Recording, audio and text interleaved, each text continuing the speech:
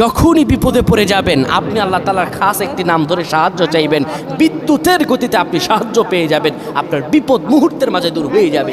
ব্যবসা বাণিজ্য লস, সার কাছে শুধুমাত্র শত্রু আর শত্রু, বিপদে আপনাকে গ্রাস করে রেখেছে, কোনো কাজেই যেন সফলতা নাই, যেটাতে হাত দেন সেটাতেই লস, কোনো কিছুতে আপনার সাফল্য নাই, সন্তান কথা শোনে না, স্ত্রী কথা শোনে না, পরিবার পরিজন নষ্ট হয়ে গিয়েছে, কিভাবে আপনি বাঁচবেন? প্রবাসে আটকা পড়ে গেছেন, আসতেও পারেন না, কোনো কাজও পাচ্ছেন না, আপনি আমলটা করেন। এটি আমার কথা নয়, বিশ্বনবী মুহাম্মদ রাসূলুল্লাহ সাল্লাল্লাহু আলাইহি ওয়াসাল্লামের প্রিয় সাহাবী হযরত যায়েদ রাদিয়াল্লাহু তাআলা আনহু, তিনি একবার মক্কা থেকে হিজরত করে যখন মদিনায় যাবেন, ঠিক সেই সময় বিপদে পড়ে যান। ওনাকে একটি লোক বিপদে আটকে ফেলে এবং ওনাকে হত্যা করার চেষ্টা করে। তখন তিনি আল্লাহ তাআলার এই খাস নামটি ধরে সাহায্য চেয়েছিলেন, আল্লাহ তাআলা তাকে বিপদ থেকে মুক্ত করেছেন। সুবহানাল্লাহ। সেই দোয়াটা কি?